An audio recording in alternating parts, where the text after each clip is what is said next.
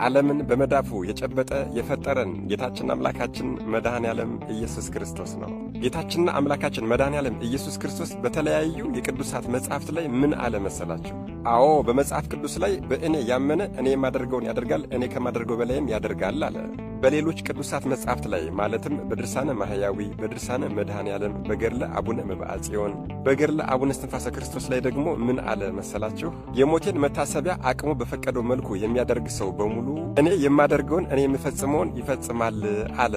አዎ የኔን የሞቴን መታሰቢያ የሚያደርግ ሰው ነፍሳትን ከሲኦል ያወጣል፣ በእኔም ዘንድ ባለሟልነትን ያገኛል አለ።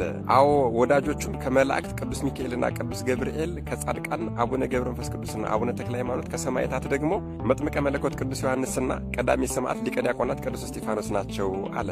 እሺ ሌላው ነገር ይቆየንና ለመሆኑ ድርሳነ ማህያዊ የሚለውን መጽሐፍ ታውቁታላችሁ? ድርሳነ ማህያዊ አዎ ሦስቱ ደናግላን አንስት ቤርዜሊ፣ ሜልቴንዳና ኤልሳቤጥ የሚባሉ ቅዱሳን ደናግላን ከ36ቱ ቅዱሳን አንስት የሆኑት ቅዱሳን ደናግላን የጌታችንና የአምላካችን የመድኃኔ ዓለም የኢየሱስ ክርስቶስን ስቃይና መከራ መንፈስ ቅዱስ በገለጸላቸው ልክ የደረሱትና የጻፉት አስደናቂ መጽሐፍ ነው። ታዲያ በዚህ ድርሳነ ማህያዊ በሚል መጽሐፍ መግቢያው ላይ ምን ይላል መሰላቸው? ይህንን ድርሳነ ማህያዊን በእየወሩ ማለትም በ27 በእየወሩ የሚያነበው ሰው አለ ክብሩ ወይም ደግሞ ቁጥሩ ክፍሉ ከፈያታዊ ዘየማን ማለትም በቀኝ በኩል እንደተሰቀለ ወንበዴ ይሆንለታል አለ።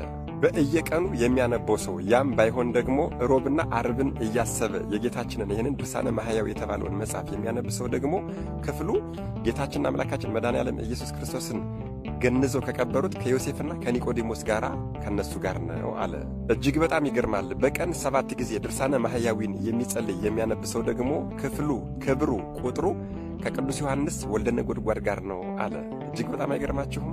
እንግዲህ ሁላችሁም እንደምታውቁት የአብይ ጾም የፋሲካ ጾም የካቲት 9 ይገባል። ታዲያ ከየካቲት 9 ጀምሮ ድርሳነ ማህያዊን እያነበባችሁ የአብይ ጾምን ብንጾም ምን ይመስላችኋል?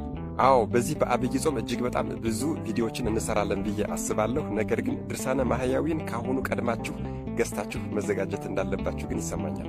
አዎ ድርሳነ ማህያዊን ብቻ ሳይሆን የጌታችንን መከራና ስቃይ ሕማማቱን የሚያወሳ መጽሐፍ ገዝቶ ማንበብ መጸለይ ምን ያህል ዋጋ እንደሚያሰጥ በዚህ በድርሳነ ማህያዊ መጽሐፍ ላይ ተጠቅሷል።